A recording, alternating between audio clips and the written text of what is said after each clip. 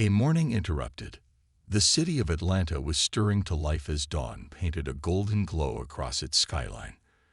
Captain Naomi Ellis, a dedicated and respected officer in the Atlanta Police Department, eased her silver sedan into a small parking lot near Maggie's Diner, her favorite spot for a quiet morning meal. Normally, she would have driven her department-issued SUV, but it was in the shop, so she had rented a nondescript sedan for the week. To any passerby, she was just another woman grabbing a coffee before work. Naomi's mind was still racing from the events of the previous night, a high-stakes drug bust that had drained her team but led to the arrest of one of the city's most notorious traffickers. Months of work had paid off, and her sense of pride was almost as strong as her craving for a hot coffee and a breakfast biscuit. She took a deep breath, appreciating the familiar sounds of the city and the aroma of fresh pastries drifting from the diner. But as she stepped out of her car, the moment of peace was shattered. A black and white squad car pulled into the lot, parking aggressively close to her. She watched, her calm demeanor unwavering, as a young officer stepped out, his stance rigid and face clouded with suspicion. She immediately recognized the telltale signs of tension and judgment in his posture. "Excuse me, ma'am," the officer called out, his tone clipped and laced with an authority that felt abrasive. His hand rested on his utility belt, fingers too close to his radio. Naomi's instincts kicked in, though she remained composed. She knew all too well that her skin color could sometimes overshadow her uniform, her rank, her years of dedication to the force. "Yes, officer," she replied, her voice steady, striving for a polite tone, as her mind ran through possible reasons for this confrontation. The officer sized her up, eyes scanning her up and down as though she were a suspect. "Do you have any identification on you?" he demanded, his eyes narrowing. "This is a restricted area for parking." Naomi glanced at the painted lines and the clearly marked public parking sign, indicating she was well within a legal space. A small crowd of early risers had already begun to notice the exchange, and Naomi could feel their eyes on her, waiting to see how the scene would unfold. "I'm Captain Naomi Ellis, Atlanta Police Department," she said, pulling back her jacket slightly to reveal the badge clipped to her belt. Her tone was calm but firm, a quiet reminder of her authority. The officer's face faltered for a moment, but he quickly recovered. "Doesn't matter who you are. You're still parked illegally, and I need to see your ID." His words were dripping with condescension, as though he were determined to assert dominance. A surge of frustration bubbled up inside Naomi. She had dealt with similar encounters countless times, but this one felt different. Here she was, a senior officer, being scrutinized like a criminal by one of her own.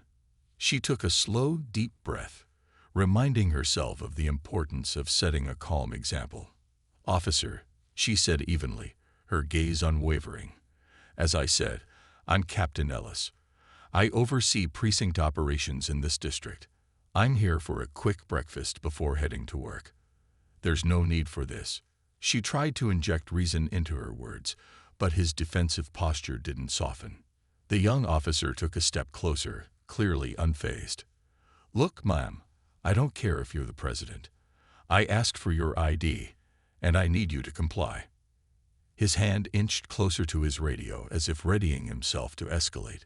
Naomi's patience began to fray.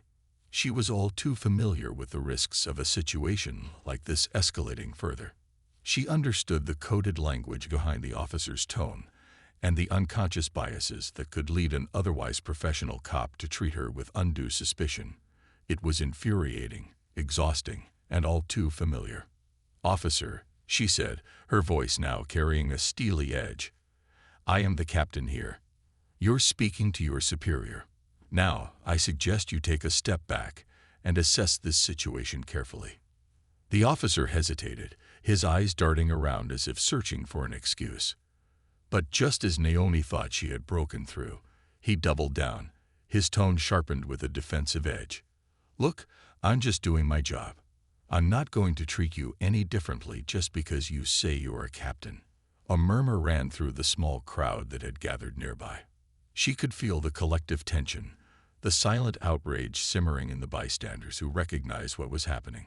Some were recording on their phones, others exchanging glances of disbelief. Naomi knew this moment wasn't just about her.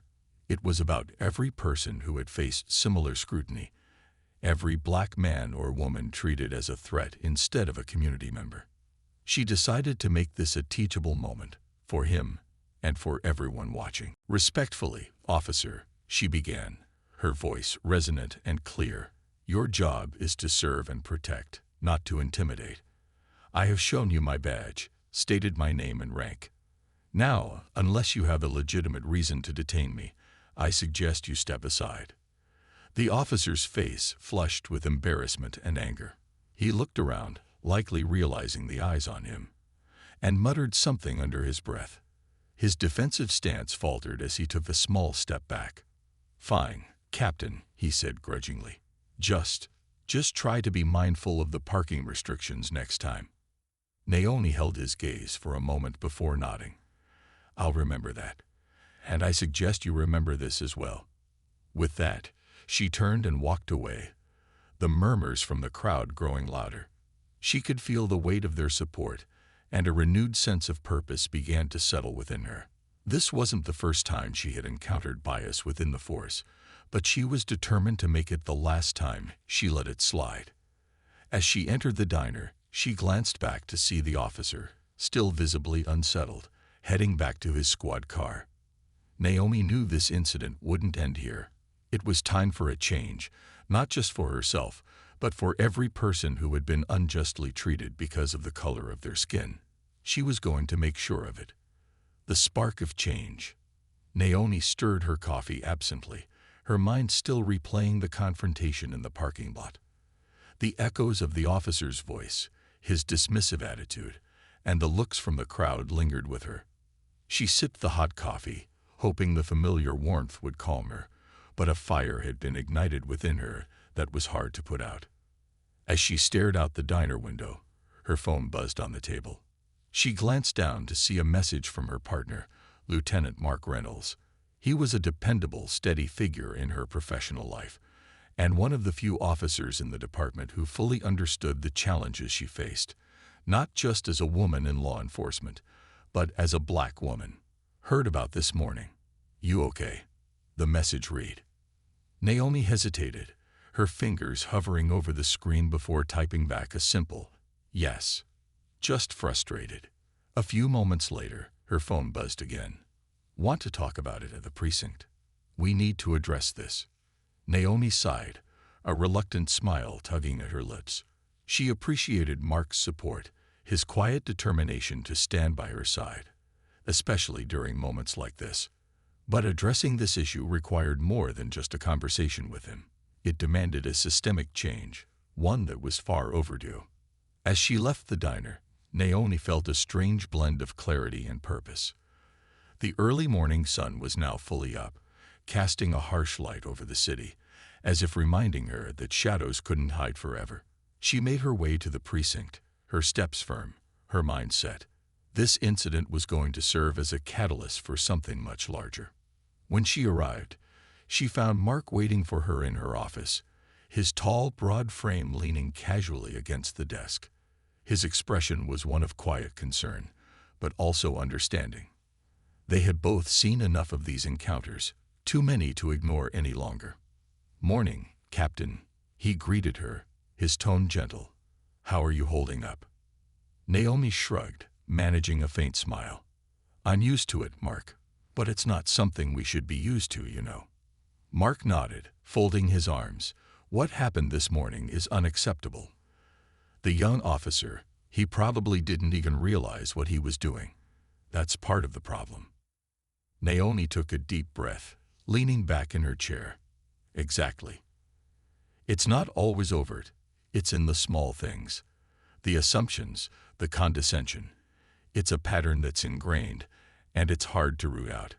But we need to try." Mark nodded thoughtfully. "So what's the plan? Are you thinking of filing a complaint against him?"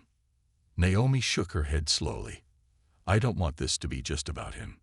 Disciplining one officer won't change anything on a larger scale. I want to start a conversation, a real one. Something that forces all of us to look at the biases we carry and how they impact the way we serve this community. Mark raised an eyebrow, his gaze steady. You know that's not going to be easy.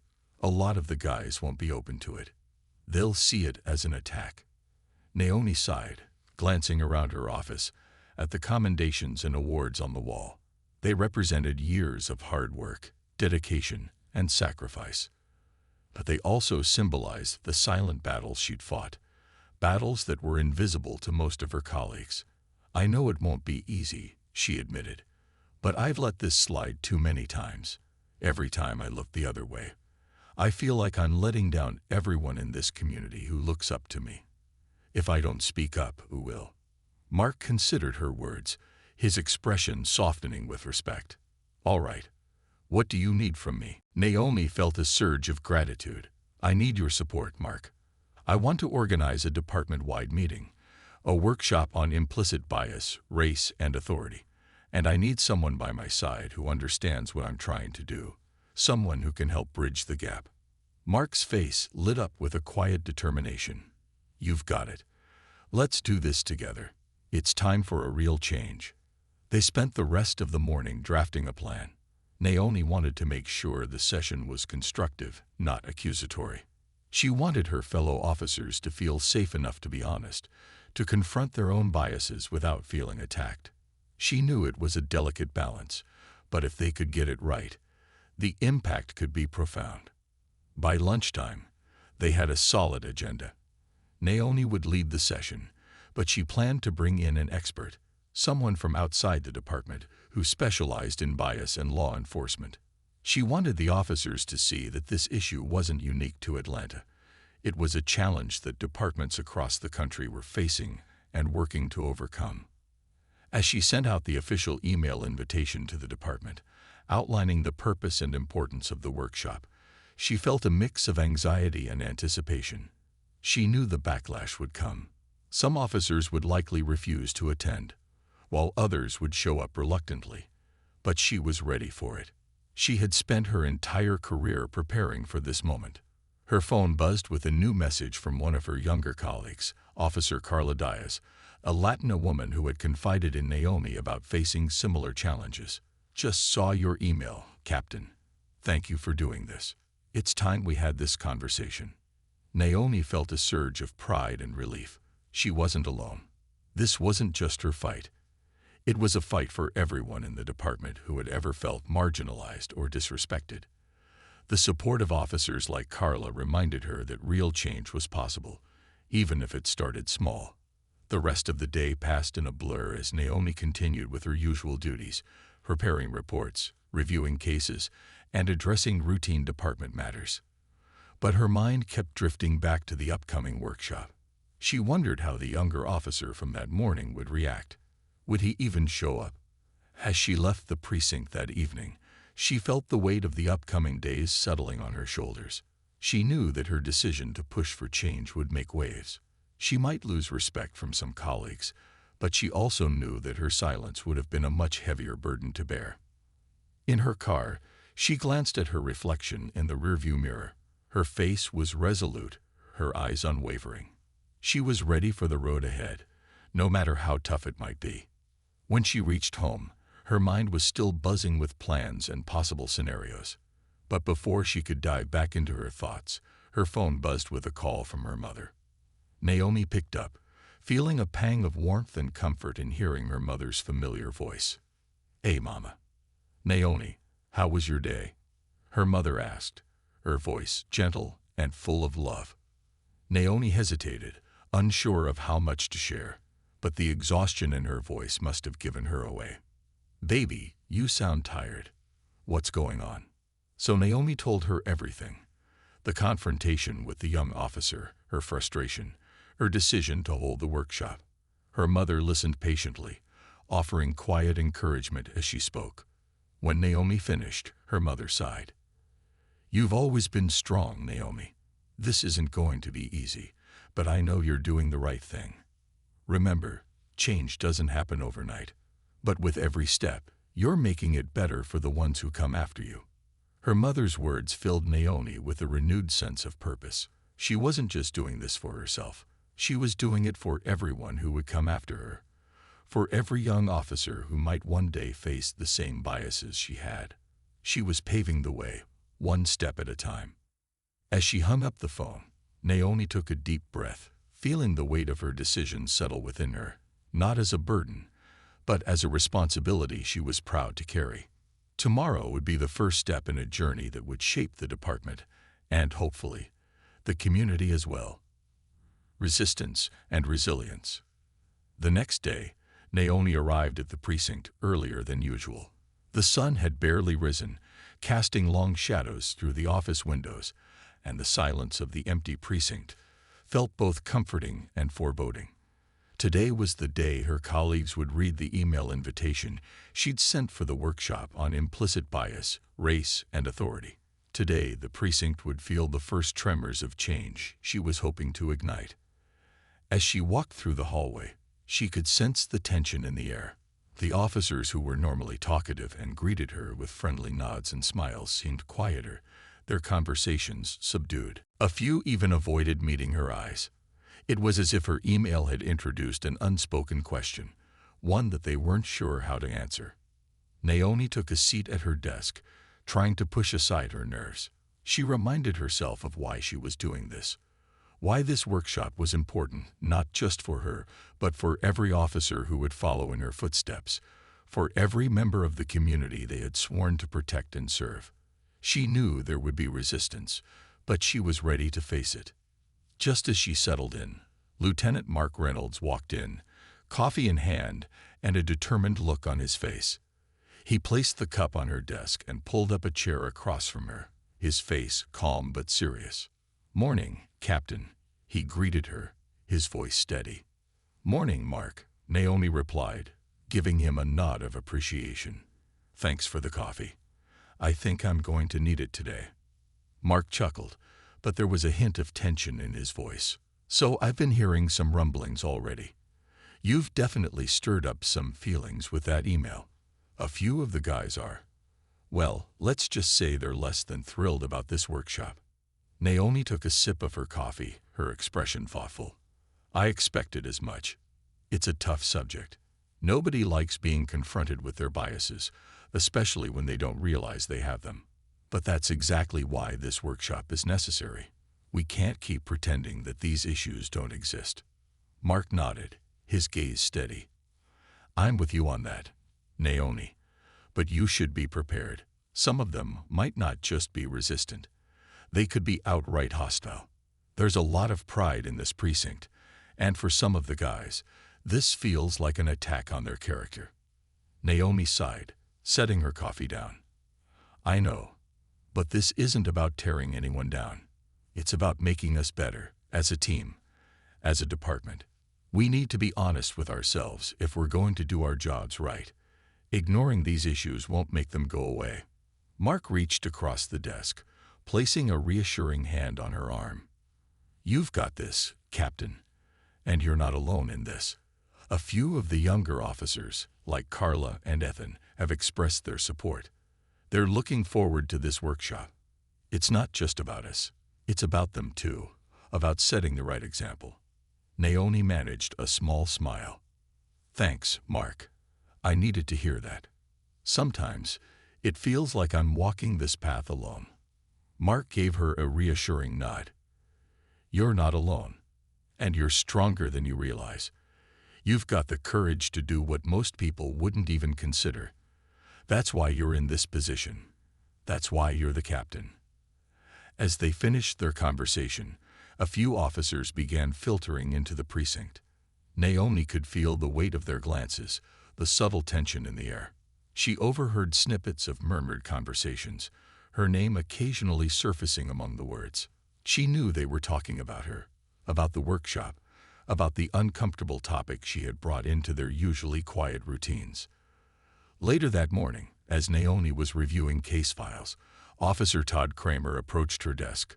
Todd was a seasoned officer, well respected among his peers for his work ethic and experience. But Naomi knew he held traditional views, and he wasn't one to embrace change easily. Captain Ellis, he greeted her, his tone polite but distant. Naomi looked up and offered him a smile. "Good morning, Todd. What can I do for you?" He shifted uncomfortably, clearing his throat before speaking. I wanted to talk to you about this workshop you've set up. I read your email, and well, some of us feel like this isn't really necessary. We're not sure what this is supposed to accomplish." Naomi could sense the resistance in his tone, but she kept her own voice calm and open. "Todd, I understand this might feel uncomfortable, but the purpose of this workshop isn't to accuse anyone or point fingers. It's to help us all examine our own biases and improve the way we interact with each other and the community. We're public servants, and part of that responsibility is ensuring we're treating everyone fairly." Todd frowned, crossing his arms. "With all due respect, Captain, I've been on this force for over 20 years. I've always treated people with respect, regardless of their background. I don't see why we need to have an entire workshop on something like this." Naomi nodded, her expression thoughtful. "I respect the work you've done, Todd. You've served this department well for a long time. But this workshop isn't just about individual actions. It's about the broader culture in our department. Sometimes, biases can influence our decisions without us even realizing it. This workshop is a chance to learn about that, to reflect and see if there are ways we can do even better." Todd's frown deepened, but he didn't argue further. After a moment, he sighed, his gaze dropping to the floor. "All right, Captain. I'll attend. But I hope you know, some of the guys, they're not too happy about this." Naomi gave him a reassuring smile. "Thank you, Todd. I appreciate your willingness to keep an open mind. And if anyone has concerns, I'm more than willing to sit down with them and discuss it." As Todd walked away, Naomi felt a mixture of relief and apprehension. She knew that Todd's reaction was just a small taste of what she'd face at the workshop. But she also knew that every step forward was progress, even if it was met with resistance. When the day of the workshop finally arrived, the atmosphere in the precinct was tense. Officers filed into the conference room with a mix of curiosity, reluctance, and for some, visible frustration. Naomi had invited a guest speaker, Dr. Rachel Monroe, a psychologist specializing in implicit bias training for law enforcement. She was a calm and composed woman with years of experience in addressing tough topics, and Naomi felt confident in her ability to lead the discussion. Dr. Monroe began the workshop by introducing the concept of implicit bias, how everyone, regardless of background, held subconscious beliefs that could influence their actions. She explained that acknowledging these biases was the first step toward minimizing their impact on interactions with colleagues and the community. As she spoke, Naomi noticed a range of reactions among her colleagues. Some officers, like Carla and Ethan, were engaged, nodding along and taking notes. Others, like Todd, sat with arms crossed, their expressions skeptical. After the initial presentation, Dr. Monroe opened the floor for discussion. She encouraged the officers to share their thoughts and experiences, emphasizing that the workshop was a safe space for honest conversation. For a moment, there was silence, the tension thick in the air. Then, Officer Carla Diaz raised her hand, her voice steady but filled with emotion. "I just want to say thank you, Captain, for organizing this. As a woman of color in this department, I've faced my own challenges, and it means a lot to see this being addressed. I know it's uncomfortable, but we need to have these conversations if we're going to grow as a team." Naomi felt a surge of pride and gratitude as she listened to Carla's words. Her courage was inspiring, and it gave others the confidence to speak up. Slowly, more officers began to share their thoughts, some acknowledging that they had never considered how biases might affect their work, while others expressed their doubts and discomfort. One officer even shared a story of an interaction with a community member that he now realized may have been influenced by his own assumptions. As the discussion continued, Naomi could feel the walls of resistance beginning to crack.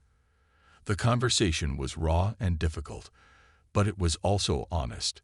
The officers were beginning to understand that this wasn't about blaming or shaming.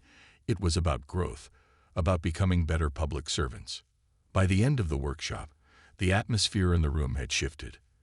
The tension had given way to a sense of shared purpose, a collective understanding that they were all in this together, working toward the same goal. As the officers filed out, Todd approached Naomi, his expression thoughtful. "Captain, I still don't know if I agree with everything, but I'll admit, it made me think. And maybe that's a start." Naomi smiled, nodding. "That's all I'm asking for, Todd. Just a willingness to think, to consider. That's where change begins." Todd gave her a small nod before walking away, leaving Naomi with a sense of accomplishment and hope. She knew this was only the beginning, but it was a powerful one. Change was slow, but it was happening. Let me know if you'd like to continue with Part 4, where we can explore the aftermath of the workshop and Naomi's journey toward fostering long-term change within the precinct. Ripples of change. The day after the workshop, Naomi entered the precinct with a renewed sense of purpose, but also a lingering apprehension. She knew that change wasn't going to happen overnight. It would be an uphill battle, requiring patience, persistence, and an openness to push past the resistance still palpable in the air. As she walked through the precinct, she noticed subtle differences. The usual chatter among officers was quieter, more introspective. Some avoided her gaze, others gave her small nods of acknowledgement, and a few, those who had been openly supportive, like Carla and Ethan, greeted her with encouraging smiles. It wasn't a complete shift, but it was something, a first step in the right direction. Naomi settled into her office, gathering her thoughts for the day ahead, when Lieutenant Mark Reynolds knocked on the door. He entered with a warm smile, his eyes alight with encouragement. "How are you feeling after yesterday?" he asked, settling into the chair across from her. Naomi took a deep breath, leaning back as she looked at her longtime friend and colleague. Honestly, relieved, but cautious. "I know yesterday was impactful, but I also know it'll take more than one workshop to make a real difference. We planted a seed, but we'll have to keep nurturing it if we want it to grow." Mark nodded thoughtfully. "You're right, but I think you got through to some of them. I've already heard a few officers talking about the workshop, sharing their thoughts. They may not all be open to change yet, but you've given them something to think about." Naomi's lips curved into a small smile. "That's all I wanted. Just a start. I know change is uncomfortable for some of them, especially officers like Todd. But I'm hoping that over time, they'll see that this isn't about blaming anyone. It's about making us better, as individuals and as a team." Mark leaned forward, his gaze serious. "You know, Captain, I've been thinking, maybe we could do follow-up sessions, something less formal, where officers can share their experiences openly. Sometimes, these conversations need to happen in smaller groups to feel less intimidating." Naomi considered his suggestion, nodding slowly. "I like that idea, Mark. Smaller groups might help break down the barriers. If we make it a regular thing, it might start feeling like less of a one-time event and more like a natural part of our culture." Just then, there was a knock at her door. It was Carla, standing with a nervous but determined expression. Naomi waved her in, motioning for her to take a seat. "Captain, Lieutenant," Carla greeted them with a slight nod. "I just wanted to thank you again for organizing the workshop. I know it wasn't easy, but it really meant a lot. I've been here for 5 years, and I can't tell you how many times I felt like I was fighting an invisible battle, dealing with the little things every day. Yesterday, for the first time, I felt like I wasn't alone in it." Naomi's heart swelled with pride and empathy. Carla's words reminded her of why she had taken this on, of the responsibility she felt toward her fellow officers, who often went unseen and unheard. "Thank you, Carla," Naomi replied, her voice warm. "Hearing that means the world to me. And you're right, you're not alone. None of us should feel that way in a place where we're supposed to be a team. That's why we're working to make sure everyone feels respected and valued here." Carla nodded, glancing nervously toward Mark. "I was actually wondering if I could get involved somehow. Maybe help with future workshops or discussions. I know it's a lot of work, but I'd like to support you in any way I can." Mark grinned, his eyes twinkling with approval. "Now that's the spirit we need more of." This is exactly what we were talking about, Carla. Creating smaller discussion groups, getting officers involved who are passionate about making change. You'd be a great addition. Naomi's smile widened. "Absolutely. I think having more voices in this will make a big difference. If you're willing, Carla, let's work together to plan the next session. We could start with a smaller group, maybe invite officers who seemed receptive yesterday, and build from there." Carla's face lit up with enthusiasm, and for a moment, the three of them shared a quiet, collective sense of purpose. They knew the road ahead would be challenging, but together, they were beginning to forge a new path, one built on respect, understanding, and solidarity. Over the next few weeks, Naomi and Carla organized informal discussions, calling them coffee talks. They held these gatherings in the precinct's break room, with coffee and donuts to create a relaxed atmosphere. Each session was limited to a handful of officers, allowing everyone to feel comfortable enough to share without feeling judged or overwhelmed. At first, attendance was mixed. Some officers came out of curiosity, others out of genuine interest, and a few out of a sense of duty. But as the discussions progressed, something remarkable began to happen. Officers who had initially been skeptical started sharing their own experiences, their thoughts on bias and authority, and their struggles in interacting with the community. They were beginning to realize that these issues affected everyone, not just a select few. One of the most surprising attendees was Todd. He had remained silent for most of the first few sessions, observing with a guarded expression. But on the fourth coffee talk, something shifted. After listening to Carla share a story about a challenging encounter with a community member, Todd cleared his throat, drawing everyone's attention. I've never really thought about things this way," he admitted, his voice hesitant but genuine. "I've been doing this job for over 2 decades, and I always thought I was treating people fairly. But I realize now that maybe I haven't always been as open-minded as I thought. I've made assumptions. I've let my guard down with some folks and raised it with others, based on things I probably wasn't even aware of." The room fell silent, and Naomi watched as Todd's expression softened, his eyes filled with a mixture of vulnerability and newfound self-awareness. It was a powerful moment, one that symbolized the progress they were making. Todd's admission was a breakthrough, a sign that the seeds they had planted were beginning to take root. Naomi offered him an encouraging nod. "Thank you for sharing that, Todd. It takes courage to reflect like that, and it's exactly what these discussions are for. We're all learning, and none of us are perfect. But the fact that you're willing to look inward and consider how you can improve, that's what matters." Todd nodded, his gaze thoughtful. "I still have a lot to learn, but I'm here. And I'm willing to try." The group continued their discussion, each person sharing insights and stories, learning from one another in ways they hadn't before. By the end of the session, there was a palpable sense of unity among them, a feeling that they were no longer just colleagues but allies in a shared mission. As the weeks went by, the ripple effect of these discussions began to spread throughout the precinct. Officers who had initially been resistant started showing interest, asking questions, and even volunteering to attend future sessions. Some of them shared stories of how their interactions with community members had changed, how they were more mindful of their own assumptions and biases. One afternoon, while Naomi was reviewing reports, she received a knock on her door. It was Officer Jenkins, a younger recruit who had only been with the department for a few months. He looked nervous but determined as he stepped into her office.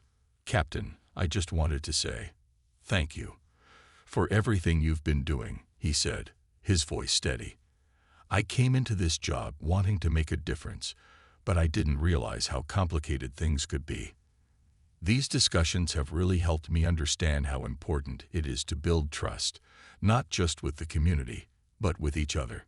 Naomi's heart swelled with pride. She had seen the impact of their efforts, but hearing it directly from a new officer, someone who represented the future of the department, was a powerful reminder of why she had taken on this fight. "Thank you, Jenkins. I'm glad to hear that. It means a lot to me and to everyone involved. Keep that spirit and never lose sight of why you joined. We need officers like you who are willing to lead with empathy and respect." Jenkins nodded, a determined smile on his face. "I will, Captain. And if there's anything else I can do to help, please let me know." As he left her office, Naomi felt a surge of hope. The journey had been challenging, filled with resistance and doubt, but the ripples of change were spreading, one conversation at a time. She knew there was still much work to be done, but for the first time, she felt confident that they were moving in the right direction. The following week, Naomi held a precinct-wide meeting to discuss the progress of the coffee talks and invite more officers to participate. She stood at the front of the room, her gaze sweeping over the faces of her colleagues, each one a part of the team she had come to respect and care for deeply. "Thank you all for being here," she began, her voice strong but filled with warmth. "I know this hasn't been easy. Change never is. But I want to thank each of you who have taken the time to attend our discussions, to open your minds and hearts. We're building something here, something important, and it's because of your willingness to grow and learn." She paused, taking a deep breath. "This isn't about any one of us. It's about all of us, about the community we serve, and the legacy we leave behind. We have the power to set an example, to show what it means to serve with integrity and respect. And together, I believe we can make this precinct a model of trust, empathy, and unity." The room erupted in applause, a show of solidarity that filled Naomi with a deep, profound sense of accomplishment.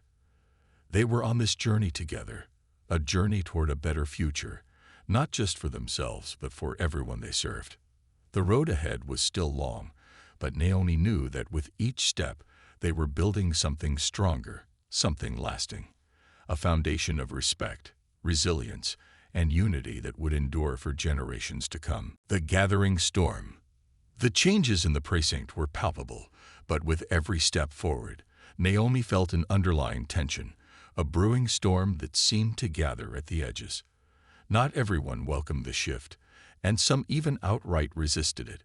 For every officer like Carla or Jenkins who saw the value in introspection and growth, there were those like Officer Todd, who struggled to reconcile these changes with his old mindset, though he was beginning to try. And then there were others, those who quietly harbored resentment, the ones Naomi knew she would have to confront sooner or later. One such figure was Sergeant Ray Hodges, a senior officer and a fixture in the department.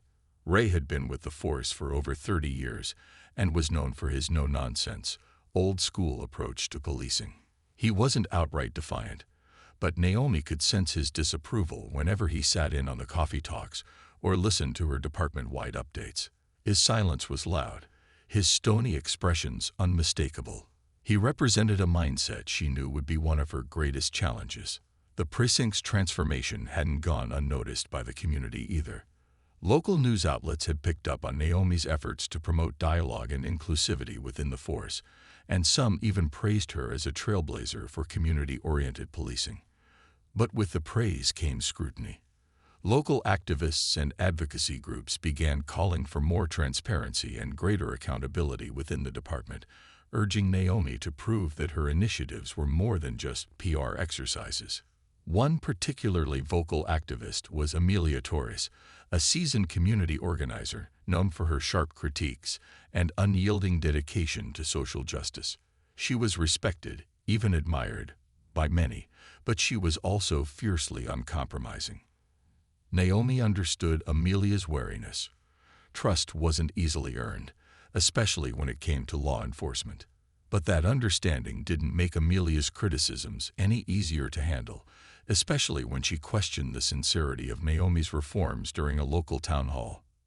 Naomi had attended the town hall in hopes of fostering dialogue with the community, but as she took her place on stage alongside other city officials, she quickly realized the evening would be more challenging than she'd anticipated. The hall was packed with residents, activists, local leaders, and even a few of her own officers. The energy in the room was tense, a mixture of hope, frustration, and skepticism. When the floor was open for questions, Amelia stood up almost immediately, her gaze locked on Naomi. She was a striking woman, with a commanding presence and a way of speaking that demanded attention. "Captain Ellis," Amelia began, her tone calm but firm, "we've heard a lot about the changes you're making within your precinct.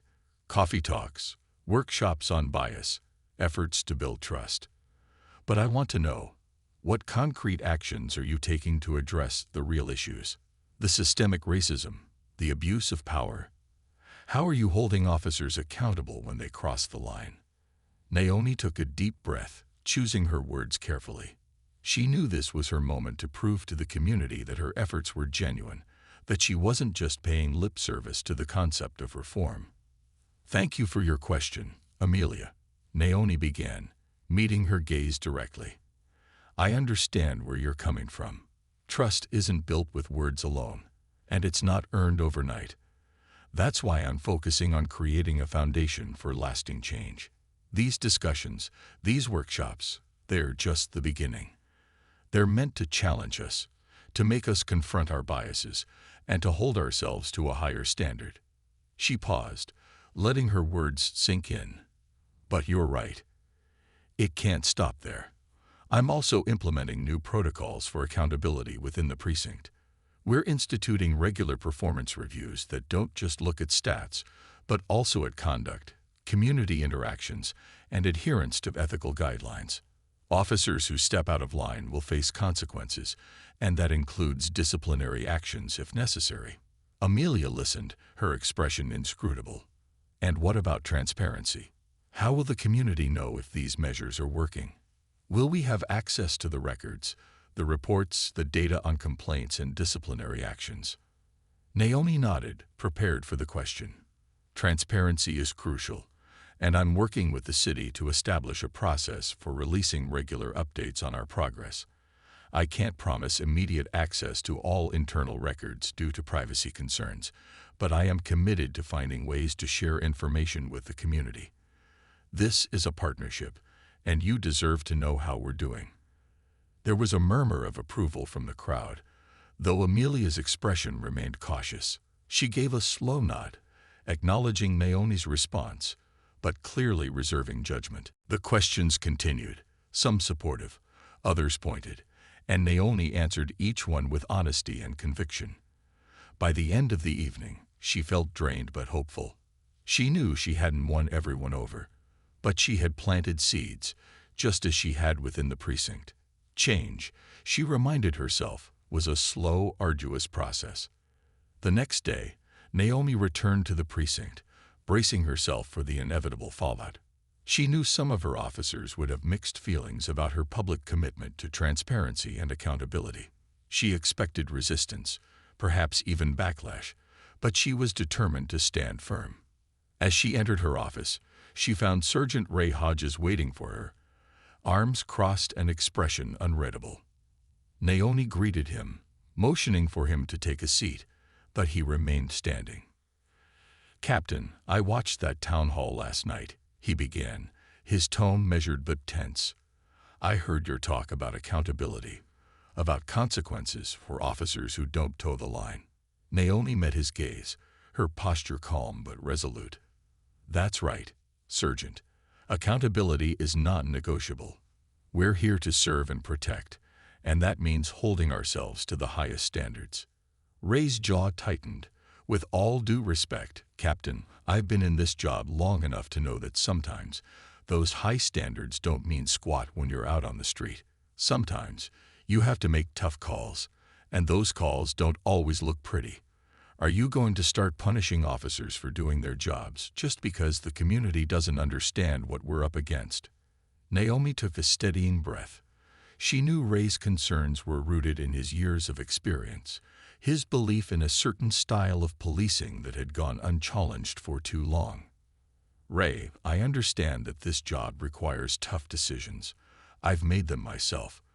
But there's a difference between making hard choices and crossing the line. This isn't about punishing officers for doing their jobs. It's about making sure that we do our jobs ethically, with respect for the people we serve. I want every officer in this precinct to feel proud of the work we do, to know that we're making a positive impact, not instilling fear. Ray's gaze softened slightly, though he still looked unconvinced. I get that you want to make things better, Captain, but there's a lot you don't see from behind this desk. Out there, it's different. It's not always black and white. Naomi nodded, acknowledging his perspective. I know, Ray. And that's why I'm not making these changes in isolation. I want input from officers like you, from those who've been here for years and know the challenges we face. But that input has to be constructive, focused on how we can improve, not on resisting change. Ray hesitated, and for a moment, Naomi thought he might argue further. But then he sighed, a reluctant acceptance settling over him. All right, Captain. I'll give it a shot. I still don't agree with everything you're doing, but I'll try to keep an open mind. Naomi offered him a reassuring smile. That's all I ask, Ray. Let's work together to make this precinct something we can all be proud of. In the weeks that followed, Naomi continued to push forward with her initiatives. The precinct's transparency reports were rolled out to the community, showing improvements in complaint resolutions and detailing the new protocols for officer conduct. As promised, she worked closely with city officials and community leaders to ensure that these updates were accessible and meaningful to the people they served. Meanwhile, within the precinct, the coffee talks evolved into structured workshops, with Carla and Mark taking on leadership roles.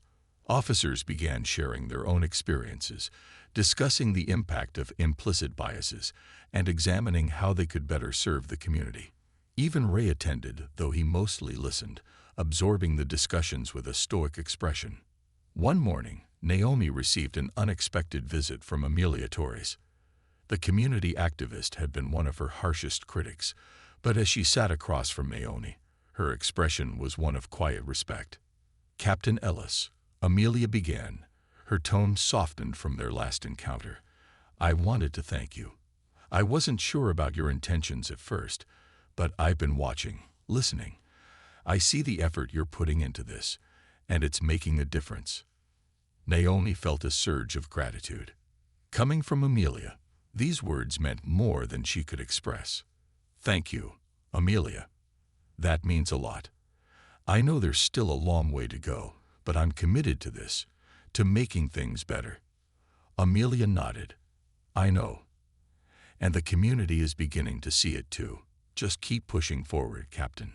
We'll be watching, and we'll be here to support you when you need it. As Amelia left, Naomi sat back in her chair, feeling a profound sense of fulfillment. The journey had been arduous, the obstacles daunting, but she had stayed true to her mission, to her belief in a better future for her community. She knew the fight was far from over. But with each day, with each step forward, she felt the gathering storm of resistance begin to dissipate, replaced by a new energy, a quiet, steady resolve that carried her and her precinct toward a brighter tomorrow. A new legacy. Months had passed since Captain Naomi Ellis began her mission to transform the precinct. What had started as a tense encounter with a young, prejudiced officer in a diner had grown into something far more powerful, a movement that reshaped not only the precinct, but also the community's relationship with law enforcement. Naomi had expected resistance, and she'd faced it head-on. But with each step forward, she realized that the seeds of change she had planted were taking root, slowly transforming the culture from within. The precinct was bustling with activity one autumn morning as Naomi arrived to begin her day. The usual hum of voices and clatter of keyboards filled the air, but there was an unmistakable shift in the atmosphere. Officers exchanged greetings warmly, and newer recruits sought guidance from senior officers with open minds and genuine respect. The walls of the precinct, once adorned with nothing but procedural posters, now showcased images from community events, featuring officers laughing with local children, assisting at food banks, and hosting neighborhood meetings. Each photo was a testament to a new kind of policing, one rooted in empathy and accountability. Naomi's steps were light as she walked through the precinct. She had seen the shift in her team's interactions, and it filled her with pride. She had found allies in unexpected places. Carla, her young colleague, who had once doubted the process, but had since become a vocal advocate for diversity training. Jenkins, who had transformed his attitude and was now leading monthly workshops on cultural competency, and even Sergeant Ray Hodges, who, while still somewhat skeptical, was more open to the idea of growth and change than ever before. As Naomi entered her office, she noticed a handwritten note on her desk. It was from Jenkins, who had recently taken part in one of the precinct's community building workshops. The note was simple, but it resonated deeply with her. Captain Ellis, I used to think this job was only about law and order. You taught me it's also about compassion and understanding. Thank you for helping me see that. She felt a lump form in her throat as she read the words. Jenkins, the gruff officer who had once challenged her at every turn, had become one of her greatest success stories. It was a reminder of why she had taken on this challenge in the first place. Every small victory, every moment of growth, was worth it. That afternoon, Naomi had planned a special event for the community, a unity day that would bring together residents and officers for an open forum, followed by activities designed to build trust. There would be panels, workshops, games for children, and even a barbecue cook-off, courtesy of Officer Carla's family, who had a reputation for the best ribs in town. As the event kicked off, the precinct parking lot transformed into a lively gathering space. Community members of all ages showed up, mingling with officers and sharing stories over plates of food. Children laughed as they tried on tiny police hats and played games with officers. Jenkins stood at a booth teaching kids about fingerprinting and forensics, while Carla and her family served up their famous ribs, which were quickly becoming the star of the day. Amelia Torres, the activist who had once been Naomi's harshest critic, attended as well. She moved through the crowd with a smile, chatting with officers and residents alike. When she finally made her way over to Naomi, her expression was one of genuine respect. Captain Ellis, Amelia greeted her, extending a hand. This is incredible. I've been to many events like this, but this one feels different. It feels real. Naomi shook her hand, a warm smile on her face. Thank you, Amelia. It's been a long journey, but I think we're finally seeing the change we've been working for, and I couldn't have done it without the community's support. And yes, your pressure to keep us accountable. Amelia chuckled, nodding.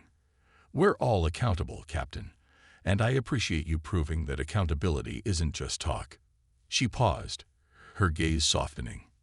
You know, I didn't think I'd ever say this, but you've earned my respect. What you've done here, it's transformative. Thank you. As the two women exchanged a moment of mutual understanding, Naomi felt a deep sense of accomplishment. She had fought for the trust of this community, and she had finally earned it. As evening approached, the event turned to the final activity of the day, an open forum where community members could share their experiences with the police. Naomi was both excited and nervous.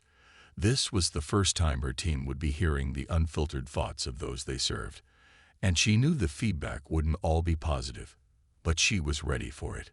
She wanted her officers to hear the truth, the struggles, the stories, and the hopes of their community.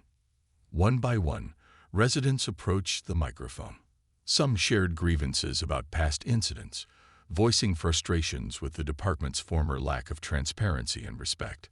Others shared stories of recent, positive interactions they'd had with officers under Naomi's leadership, highlighting moments where empathy and understanding had made all the difference. When a young boy took the microphone, his small voice brought a hush over the crowd. He glanced nervously at his mother, who gave him an encouraging nod. "My name is Jacob," he began, gripping the mic tightly. "And I used to be scared of the police. I thought they were just people who took my dad away." He paused, his voice trembling. "But Officer Carla came to my school last month. She talked to us and helped us understand that police officers are here to keep us safe, not to take people away. She made me feel less scared. Naomi watched as Carla's eyes filled with tears. She knew how much this moment meant to her, how hard she'd worked to rebuild trust with the youth in the community. Jacob's words were more powerful than any training session or workshop. They were proof that their efforts were making a tangible impact. After the forum, as people began to pack up and head home, Carla approached Naomi, her face still wet with tears but glowing with pride.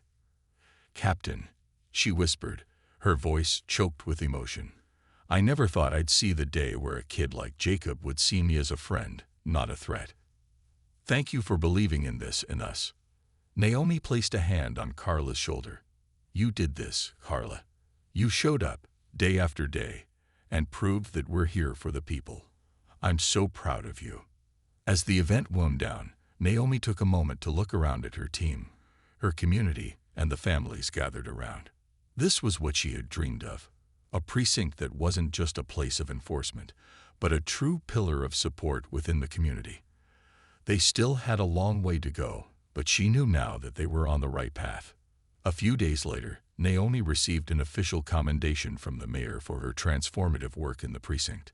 The ceremony was held in a modest community center, attended by her team, local officials, and members of the community. As she stood at the podium, she looked out at the familiar faces, the officers who had fought alongside her, the community members who had once doubted her, and the children who now saw her as a figure of hope. "I accept this commendation on behalf of every person who believed in the power of change," she began, her voice steady with conviction. "We've faced challenges, we've had difficult conversations, and we've confronted truths that weren't easy to hear, but we did it together. This is only the beginning. My promise to you, to this community, is that we will continue to strive for justice, for empathy, and for accountability. Because that's what you deserve. Thank you for standing with us." The crowd erupted in applause, and Naomi felt an overwhelming surge of pride and gratitude. She was no longer just Captain Naomi Ellis. She was a symbol of resilience and hope, not just for her precinct, but for communities everywhere. She knew her work was far from done, but for the first time, she felt certain that she was building a legacy that would endure, a legacy of unity, respect, and genuine connection between the people and those sworn to protect them. As she stepped down from the podium, Amelia Torres approached her, clapping and offering a warm handshake. "You did it, Naomi," Amelia said, her eyes gleaming with admiration. "You've shown us what real change looks like. Thank you." Naomi smiled, feeling a peace settle within her. She had fought battles, broken down barriers, and united a community.